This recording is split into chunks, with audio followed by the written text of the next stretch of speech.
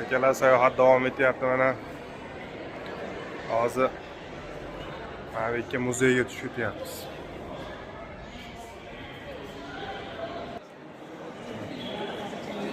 Akalar olib tushishadi.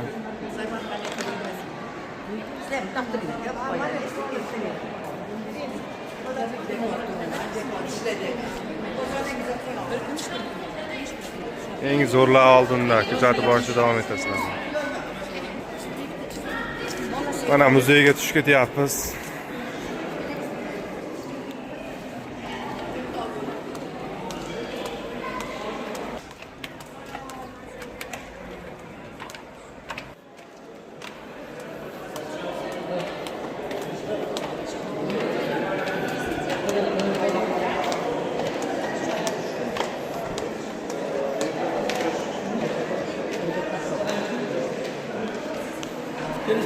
Muzey.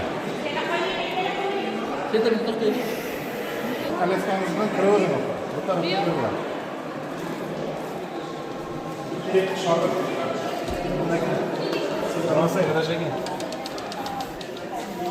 Bismillah.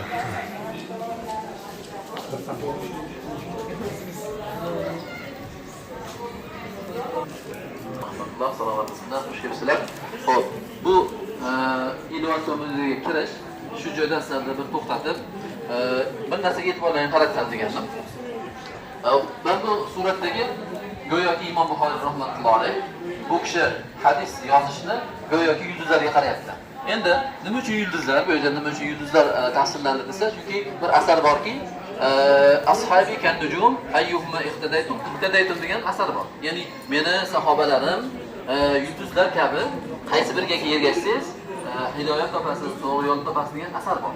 Endi go'yoki shu Imom Buxoriy rahmatullohi shu yulduzlarga qarab Badr oyiga, ya'ni Nabiy alayhisolamning hadislariga bir nima qilyaptilar? Yetishyaptilar.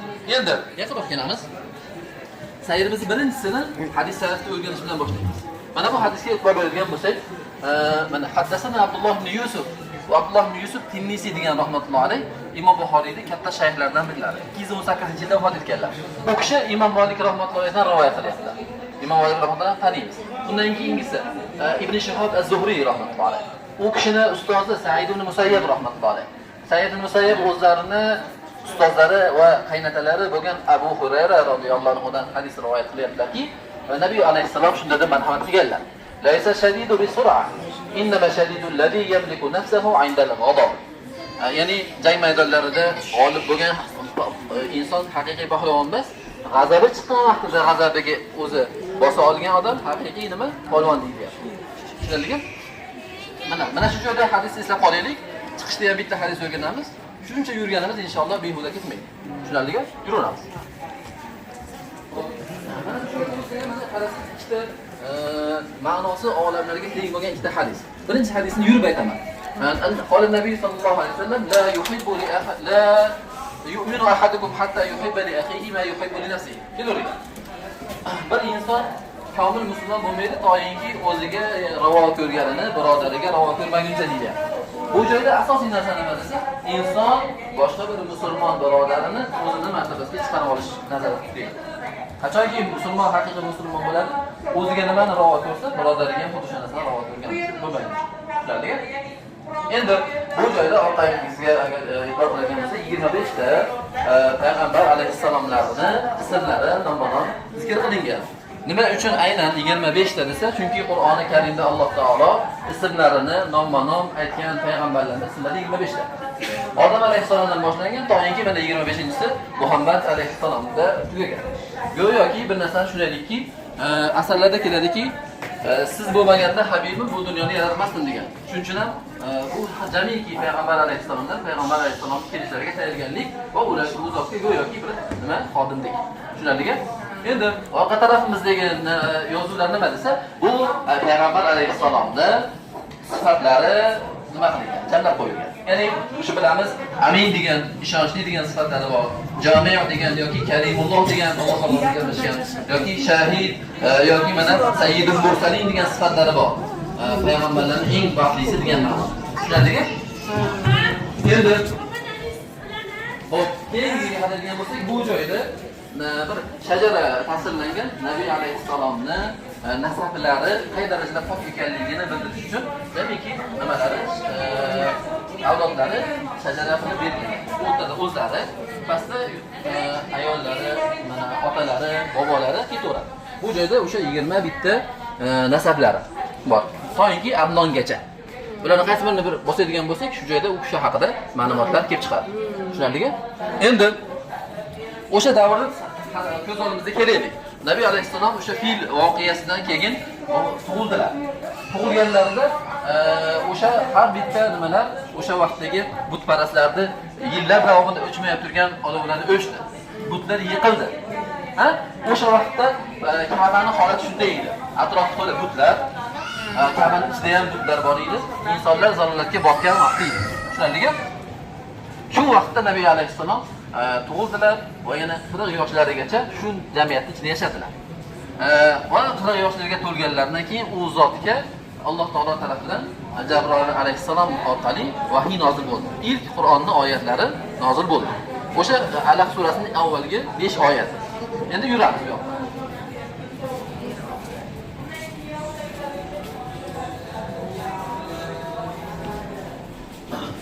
Endi bu yerda shu narsani bilaylikki, bu avvalgi nima oyat kalimalar mana Iqroni o'qi deb boshlanyaptimi?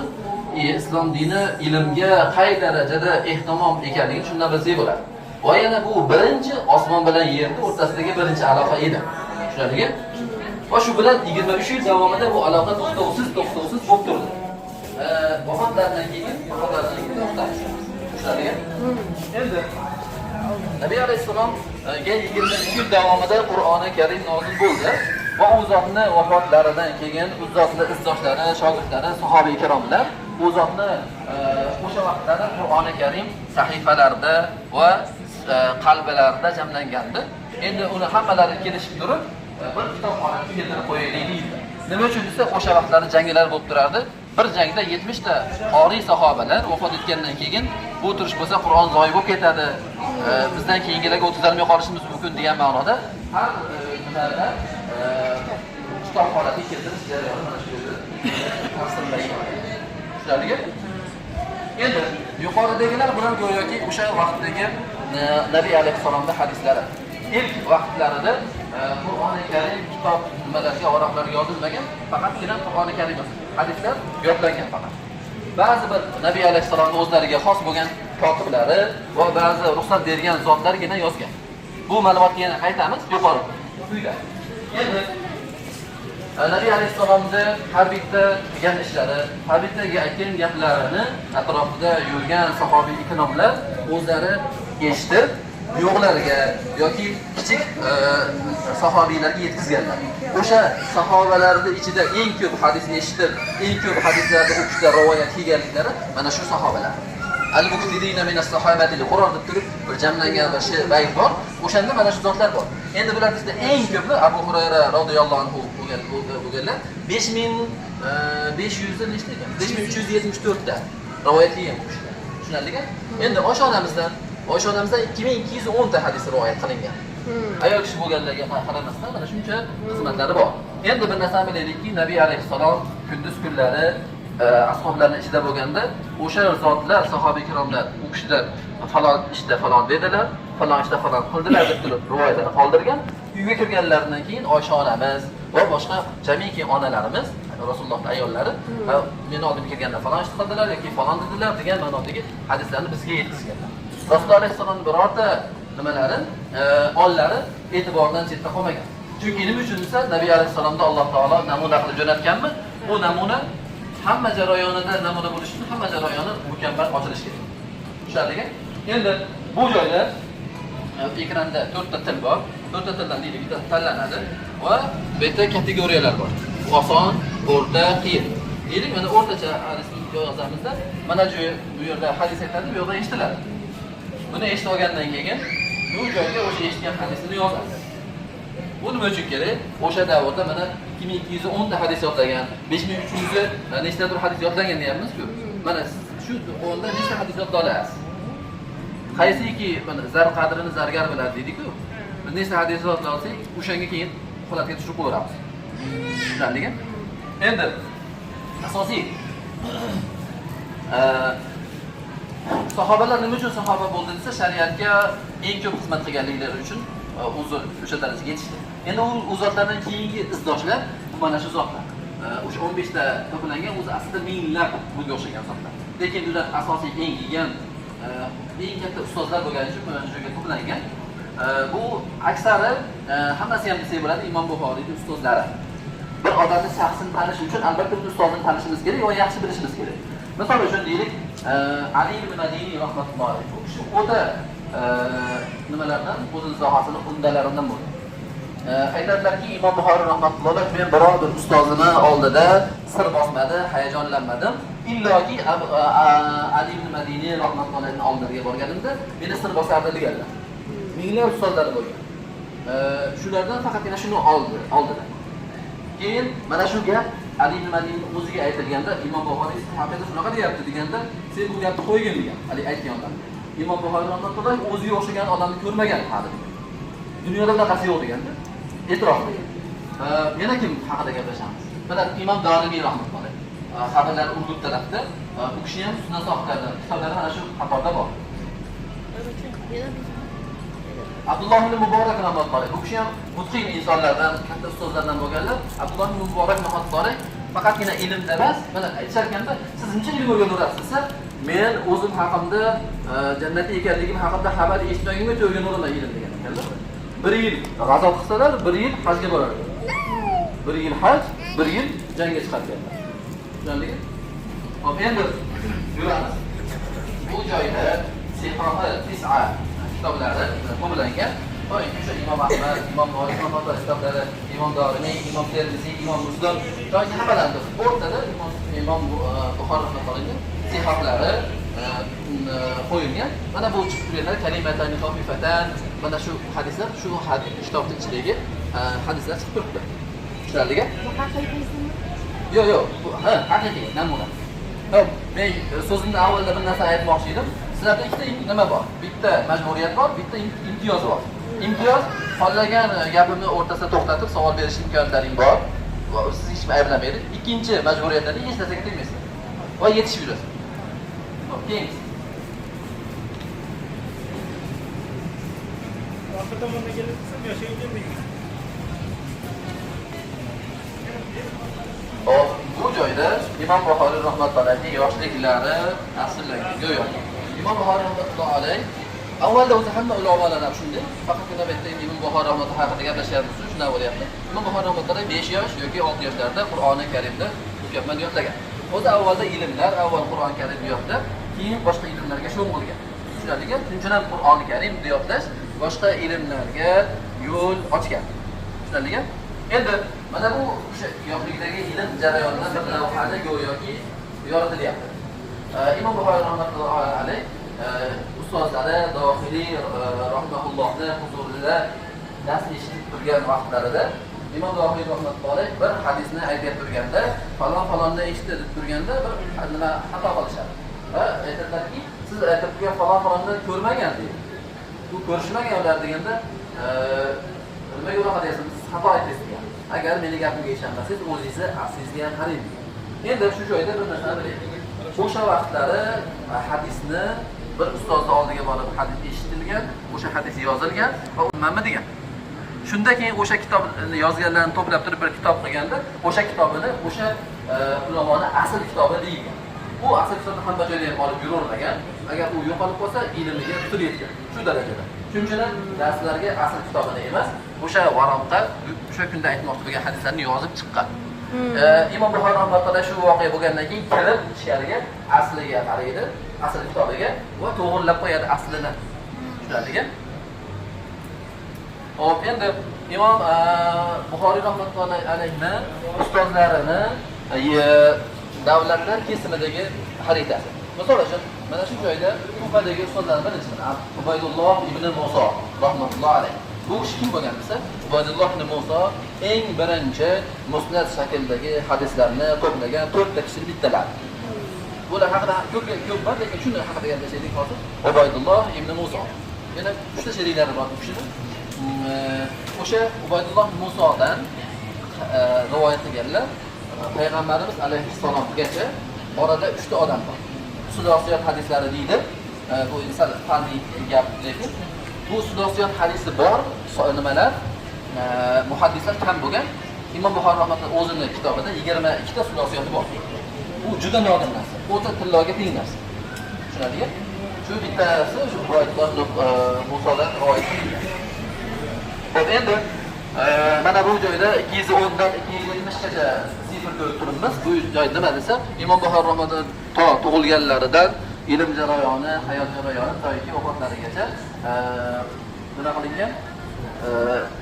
Berilgan. Mana buni agar bosadigan bo'lsak, bundan bir chiqadi. Asosiy o'sha yilda bo'lgan ishlari, qayerlarga borgan, nima qilgan, qaysi voqealarni muxtasar shaklda berib ketadi. Tushunarliga? Hop, endi mana bu hadisda agar Imom Buxoriy rahmatulloh yo'lga safarga chiqishlaridan to oxirgi safar nuqtalarigacha agar bir marta yurishlarini hisoblasa, yaqin 14 ming kilometr atrofida bo'ladi. Endi bu aslida kammi, ko'pmi desak, aslida bu kam. Endi lekin Imom Buxoriy rahmatulloh bir Buxorodan chiqib Buxoroga borsa, Buxorodan Bag'dodga borsa yurolmagan. Albatta o'zlarining diyorlariga qaytganlar va ko'p qaytgan. Bitta shaharga bir marta, bir necha marta. Misol uchun Kufa bilan Bag'dodga men son-sanoqsiz kirdim deganlar. Shom boshqa joylarga 2 marta kirdim xolos degan. Nimaga 2 marta deganlar? Chunki 2 martada u joyda ilm olmagan. Tushunarliga? Demak, agar bu nima bilan falsafa bilan hisoblaydigan bo'lsak, 100 mingdan o'tib ketadi. 100 ming kilometr. Hop, endi yuqorida qarab turgan sahifalarimiz hali ham sahifa ko'rinishida ketgan. Hali kitob jamlash jarayonlari boshlanmadi. Tushunarliga? Endi albatta ulamoni ilmi yashashi uchun albatta bunga shogirdlar xizmat qiladi. Aytishadi, ba'zi ulamolar haqida mana shu ulamo Imom Shofiydan ham ko'ra mutqirroq edi, lekin uni shogirdlari haqqini ado qilmadi-da, ilmi zoyi bo'ldi deyshadi. Imom Buxoriy rahmatulloh alhamdulillah hozir bungacha yetib kelishiga Imom Buxoriyning 4 ta nusxasi yetib kelgan. Shu kungacha 4 ta odamdan 4 ta nusxasi, sahihlari, sahih kitoblari.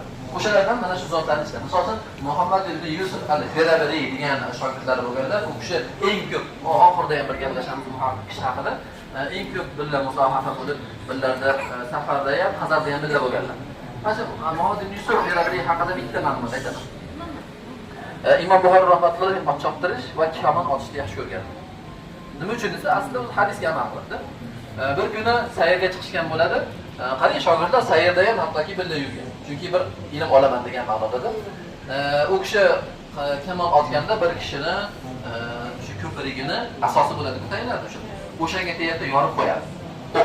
Keyin o'zi aytadiki, Imom Buxoriy rahmatulloh hech nimadan nishondan adashmagan deydi. Illoki ikkita o'rinda adashgan deydi, bittasini aytib beradi. O'sha bo'lgandan keyin deydi, ranglari oqarib ketdi deydi. Nima uchun oqarib ketdi desa, birovni mulkiga tajovuz qildilar. Shuning uchun u qiyomatda nima bo'ladi? Keyin shu joyda shu kishi aytadiki, "Hazrat" deydi, nimasiga, shogirdiga aytadiki, "Senga bir xizmatim bor" deydi. Shu nimani egasini topsang, oldiga borsang, 3 ta narsa aytadilar. Yo buni yangitdan so'raylik ko'prigini. Yoki bo'lmasa mana shu ketkizgan zararimizni qoplaylik. Yoki bo'lsa bizdan rozi bo'lsin. Keyin borib aytganlardan keyin Imom Buxoriy shunday voqea bo'lgan deydigandan keyin ko'prikni egasi aytadiki, "Molim doim u kishiga fido bo'lsa roziman." Endi bu xabarni olib kelgandan keyin tabiiyki birinchi yomon holatga tushgandan keyin juda ham xursand bo'ladi-da. O'sha kunda o'zida 300 dirham sadaqa qiladilar. 500 ta boshqa joydan ilm o'rgangan kelgan odamlarga 500 ta hadis aytib beradilar. Yana 3-chi nimadir ish qiladi. Juda ham sevinadilar shu ishdan keyin. Tushunadimi? Hop, endi mana bu Masjidul Kalom Buxorodagi bu nima qanaqa aloqasi bor bizga desa, Imom Buxoriy rahmatulloh Buxoroga qaytganlaridan keyin Masjidul Kalomda 90 mingta talabaga dars berganlar. 90 mingta hazil odam emas. Bu nima degani desa, Imom Buxoriyning kitoblari 90 mingta nazardan, 90 mingta odamni ko'zidan o'tdi degan. Shuncha chig'irdan o'tdi degan. Birortasiga nima qilmagan? E'tiroz qilmagan. O'sha vaqtdagi talabalar ham oddiy talaba bo'lmaganda, olim darajasidagi bo'lgan. Hop. Endi yuqoriga qaraydigan bo'lsak, o'sha sahifalar yo'q o'tamiz. O'sha sahifalar kitobga aylanadi. Linklarga yaqin bo'ladi. Yaqinroq kelaveramiz. Shu yerda kitobxona kelyapti. Endi Imom Buxoriy rahmatullohi alayh Buxoriy bo'lganlaridan keyin Bag'dod shahriga kirganlarida Bag'doddagi 10 ta hofiz darajasidagi muhaddislar so'roq qilganlar. Muhaddislarda ham, ulamolarda ham darajalari bor. Eng yuqorisida nima turadi? Hofizlar turadi. Undan tepasida Amirul Mu'minin fil hadis deydi. O'sha nimaga yaqinlashmaymiz. Xavotirga tushyapti. Endi o'shanda kirganlarida 10 ta hofiz darajasidagi muhaddis hazratlar Imom Buxoriyni ilmiy darajasini sinash uchun hammalari atayin nimani hadislarni o'zgartirib savol berishadi. Mana e'tiborga ko'rsa atrofda aholi ham kuzatib turibdi. Natija qanaqa bo'ladi? Keyin shunda har bittadan 10 tadan 100 ta hadis aytadi. Bu kishi 100 ta savolga ham bilmayman, bunaqa hadis eshitmaganman deydi. Shunda odamlar hayron bo'ladi, lekin hazratlar biladiki, bizni sinayotganimiz bu sezib qoldi deydi.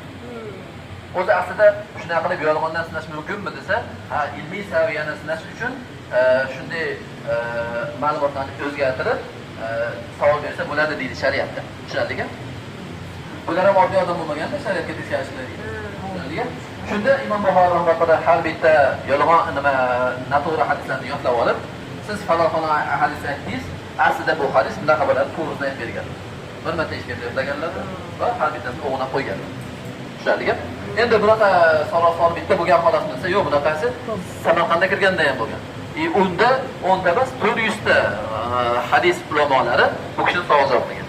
Lekin kitoblarda tafsilot kelmagan. Buniki tafsilot bilan kelgan. Tushunadingmi? Endi bunaqasidan kitob holatiga keldida o'sha islom diyoridagi holatga qo'shildi.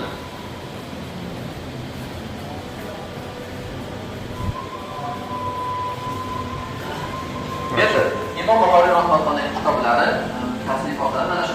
Ism-ismlarni Raful Aydayn fi salati, Khalqul Af'al al-Kibar, At-Tarikh al-Kabir, Al-Qira'at khalf al-Imam, Al-Kitab al-Ashriba, Kitab al-Fawaid, Kitab at-Tafsir al-Kabir.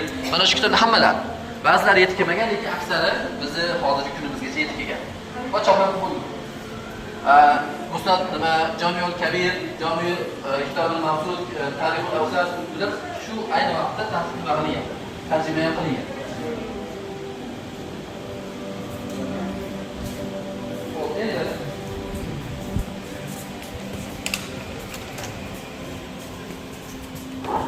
Shu vaqtgacha Imom Buxoriy rahmatullohi haqida gaplashdik, u kishini xizmatlari haqida gaplashdik. Endi bu xizmatlarini necha yilda qilgan va qanday holatda bir yana to'xtalamiz. Hop, Imom Buxoriy rahmatullohi Sahih al-Buxoriy deyapmiz. O'zi aslida kitobni to'liq ismi sal uzunroq. Al-Jami' al-Musnad as-Sahih al-Mukhtasar min umuri Rasulillah sallallohu alayhi va sallam va sunanihi va ayyamihi. Mana shu to'liq ismi. Lekin nimada odamlar orasida Sahih al-Buxoriy deb nima qilingan, tarqalgan. Endi Imom Buxoriy rahmatullohi alayh mana shu kitoblarini 16 yil davomida yozgan. Tushunarlimi?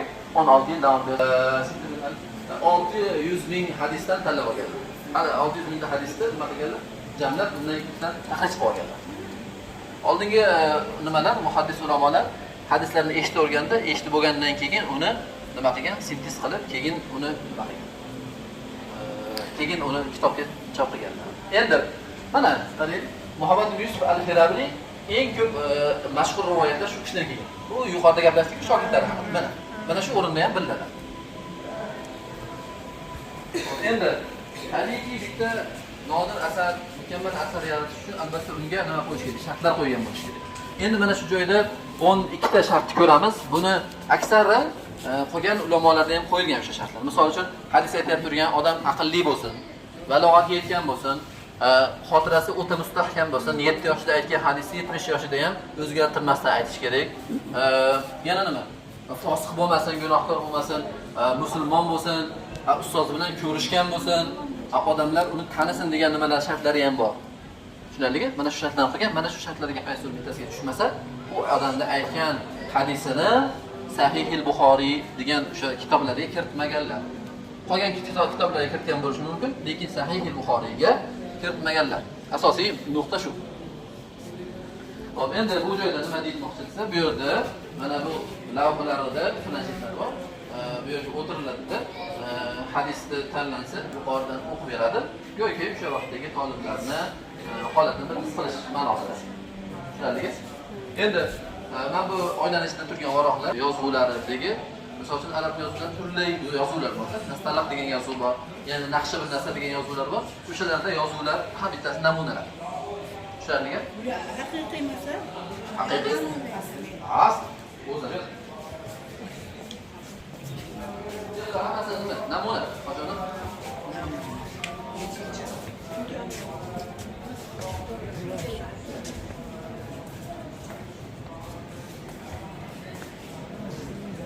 Xo'p, endi keyingi mana shu sizdan tashqari turaylik.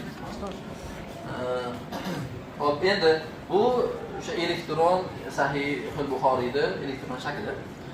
Mana bu ko'rib turgan qog'ozlarimiz o'sha Imom Buxoriy rahmatullohi birinchi kitobini avvalgida birinchi nomer ostida kelgan hadisni 17 ta, adashmasam 17 ta tildagi yozuv, tarjima yozuv.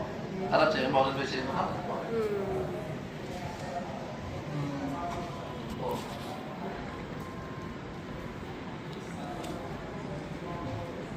أنا حديث كده أكلم حدثنا إبراهيم المسندي رحمه الله إبراهيم المسندي degan ustozlar bo'lganmish. Mana birinchi bo'lib mana Abdulloh ibn Yusuf al-Tinnisi yuqorida birinchi kirganimizda gaplashdik-ku. Abdulloh ibn Yusuf al-Tinnisi haqida. Mana ustozlardan birinchi ustozlarni keltiradi, keyin uni ustozlarni keltirib, oxirida hadis sharifni keltiradi. Tushunarligi? Albatta. Endi bu ekranlarda nima desa, Imom Buxoriy rahimahulloh kitoblaridagi hadislarini arabcha tarjimasi va inglizcha varianti bor. Bu joydan tanlangan misol uchun degan bo'lsak, bu yerda aytadi, qayerda turganini eshitaveradi. Tushunarligi?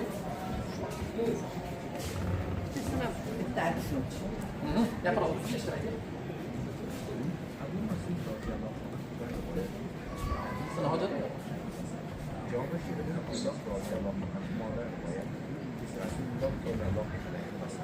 Sotganda ham, sotib olganda ham, haq talab qilganda ham balki bo'lgan kishiga Alloh rahmat qilsin dedilar.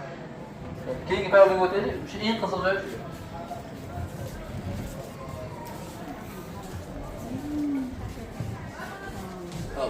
Bu joyda nima qilingan desa, Imom Buxoriy rahmatullohning shu vaqtgacha sahihlarga gaplashdik. Va yana u kishining Adabul Mufrad degan kitoblari ham bor. U kitoblarda ham hadislar jamlangan. Bu joyda o'sha kitoblaridan odobga aloqador, muomalatga aloqador hadislar to'plangan. Buni mana bunday qilib topsa, hadislar chekib chiqadi. Mana shu joyda endi bir hadis o'qisak, va mana shu yuqorida birinchi kirganimiz ham hadis o'qidik. Mana oxirgi xotimamiz ham hadis bilan tugasin.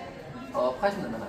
عن أبي شريح أن النبي صلى الله عليه وسلم قال والله لا يؤمن والله لا يؤمن والله لا يؤمن قيل ومن يا رسول الله قال الذي لا يؤمن جاره بوائقه.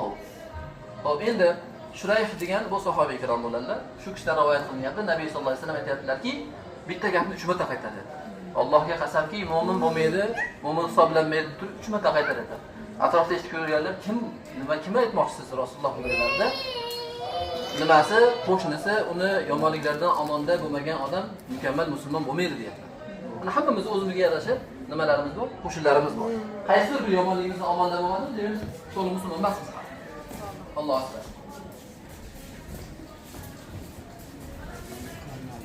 Hop, endi keyingisi bu joyda Imom Buxoriy rahimahullohning avvalgi maqbaralari birinchi ko'rinishi va undan keyingi o'sha Islom Karimov davridagi holati va umuman muddat 6 yil davomida qurilish aks etgan. Bemalol. İslam'ın ilim, marifat ve dinçliklerine sıfatında Mana shu yerga gaplashsak bo'ladimi? Mana moddiyat qaysi tarafdan bo'lgan? Endi mana shu 6 yil davomida yashagandan keyin mana bu holat keldi. Taxminan hozir mana shu shayton. Tushunarligi? Endi bu ko'rib turganimiz o'sha Ka'bani kisvasi bu nimadan Saudiya Arabistondan Karim qasam. Xuddi o'sha. Buni o'sha qora matoga tilla va kumush nimadan, o'zilardan keladi. Tilla suvga bo'tilgan. Xolasi qattiq bo'ladi. Haqiqiy. Hop, endi shu joyda akamiz nima savol beryaptilar. Imom Buxoriy rahmatullohi mana umrini tikkan ekan ilmga. Bu qorni bor, usti bor. Qayerdan bo'lgan desa, asosiy joy. Juda ham zo'r savol berdingiz. Imom aka akalaridan pul keltiradi. Har oy Imom Buxoriy rahmatullohi adashmasam 500 yoki 300 dirham ilm yo'lida sarflaydi. Har oy. Bu katta pul. Buni albatta ta'minlash kerak. Va yana undan tashqari o'sha vaqtda ulamolar bir-biriga anaqa berdi. Hadiyalar berdi. Mana misol uchun hammadan olaveradi. Misol uchun Imom Malik rahmatullohi ba'zida o'zlariga yaqin bo'lganlardan o'zlari so'rab oladi. Lekin tashqarigisi bo'lmasa kerak. O'sha qalbi pok o'ziga yaqin bo'lganlardan so'rab oladi. Endi bu joyda Imom Buxoriy rahmatullohi nomidagi anaqa orden, bu oliy orden, bu ko'krak nishoni. Tushunadiki? Bu tarafda o'sha nimaga sazovor bo'lgan zotlar. Tushunadiki? Hop. Keyingi bo'limga o'tamiz. Hop, shu bilan bizni sayrimiz tugadi. Vaqtlarga rozi bo'linglar, salomat bo'linglar. Xush ko'rdik. Omon bo'linglar. Bu yoq chiqish yo'q. Mana do'stlar, ma'lumotlar uchun rahmat akamizga. Aka, xizmatingizga rozi bo'lib qo'yasiz. Rahmat, sog' bo'ling. Do'stlar, shuningdek bilan mana Imom Buxoriy hazratlarining muzeylariga ham kirib chiqib oldik. Hammaga kuzatganlaringiz uchun rahmat. Qiziqarli bo'lgan bo'lsa, like, podpiska bosib qo'ying.